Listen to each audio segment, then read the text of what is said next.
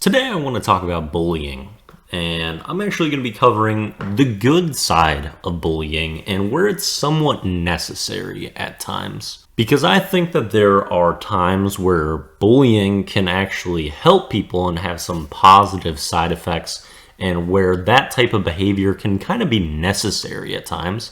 However, of course, there is still the very present unnecessary, brutal aspect of bullying. So I'm not changing that word. I'm not trying to act like there isn't this horrific, terrible side of it, because that is mostly what bullying is.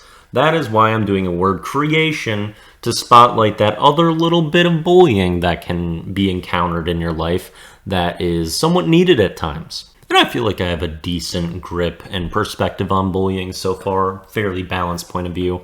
Because growing up, I was bullied a decent amount, mostly not by my peers. And then I was a little bit of a bully at times amongst my peers. I would say that that behavior was kind of gone by the time I got out of elementary school and didn't persist very long. And I don't think I'd really bring any unjustified meanness upon just about anyone. But I was kind of a violent child, so a little bit of that came out early on. So I'd say I had some bad bullying that I put against others. I'd say I had some good bullying that I put against others. I'll explain that context a little bit later. And then I received some poor aspects of bullying growing up. However, there was also maybe some things through it that maybe made me stronger. Because bullying is essentially just adversity when you break it down. And the thing about adversity is that in the right context, it can actually be exactly what you need. It can be something that can drive you, that can expose some of your flaws so you know what to build on and improve on. And in the end, the initial pain can actually help you in the long run.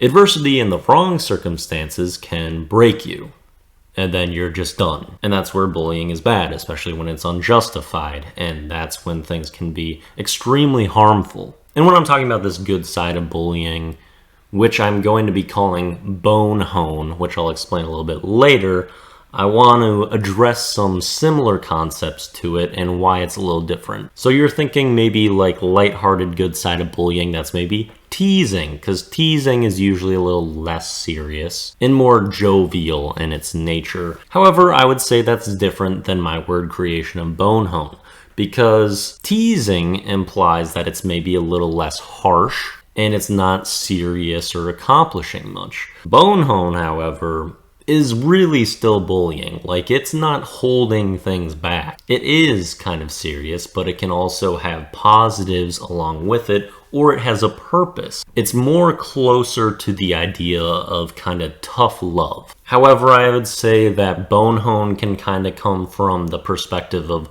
either it's kind of somewhat of a mentor or person trying to expose your flaws and tell you what's going on, kind of like a good coach that's usually harsh or strict about stuff, and they can really get on you, but in the end, it's gonna help you out. I'd say that bone hone can also be people that were really bullying you, but you ended up still getting better through it regardless because of it being the right time or the right situation, or you learning a lesson through it, even if it was a tough time for you. So that's really the concept that I'm trying to capture here with bone hone. If you're wondering why it's called that, it's about being hard on people, which of course a bone is. Plus, you're kind of getting boned by people when they're really just railing into you and just essentially bullying you, you know? And then hone is more just defining something and making it more precise and polished, which is hopefully the end result of getting this bullying. So when I said I kind of did some good bullying, I would say that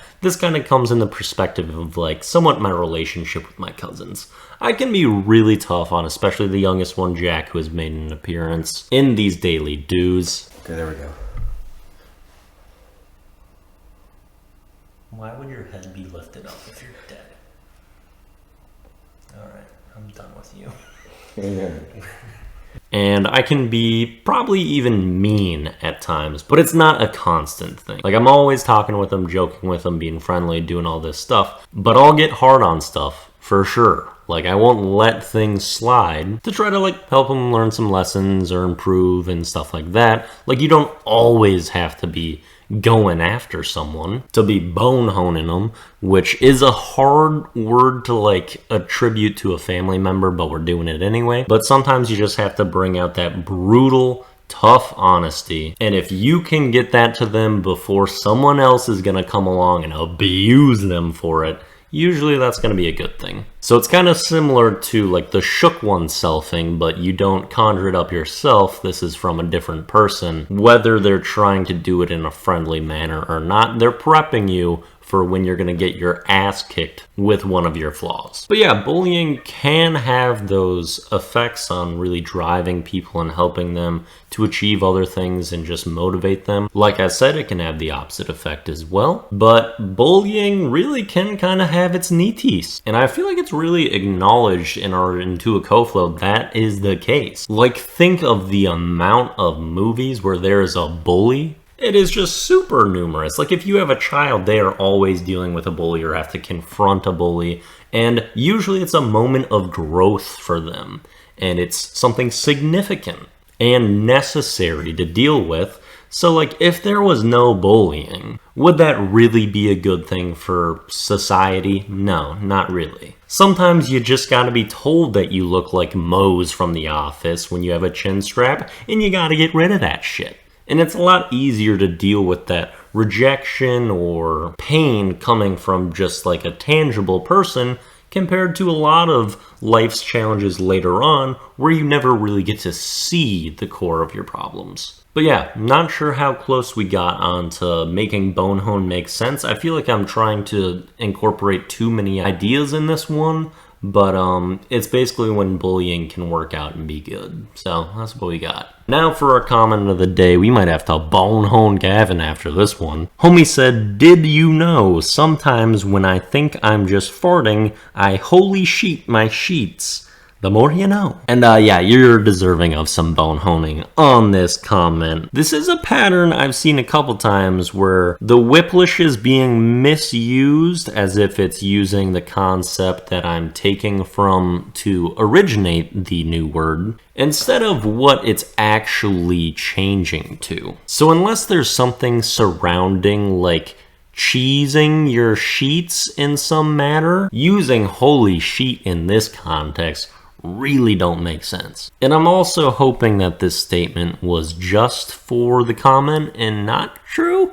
Hopefully. But yeah, we're gonna give this comment a 20 out of 85. Moving on to the song of the day, which is Last Night by Tom the Mailman, a great song. I've been getting into this artist a lot more lately. He's got kind of like a angsty emo rap vibe, and I've mostly just listened to his most recent album, which was fantastic, and I'm liking a lot what I've heard from Tom the Mailman thus far. Then for the video of the day, it is AJ Hawk being a toxic dirtbag for 27 minutes. And I'm sure that AJ Hawk has done some bone honing in his time. Dude is willing to say what he means when he feels it. And there's certainly some moments in this video exemplifying that. Like plugging your nose to dive into a pool, dog. Come on now. You gotta get either bullied or bone honed from that. Like, swear to God.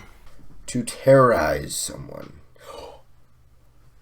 Could that be the definition? What could we say? The definition is to terrorize someone. Pure disgust. I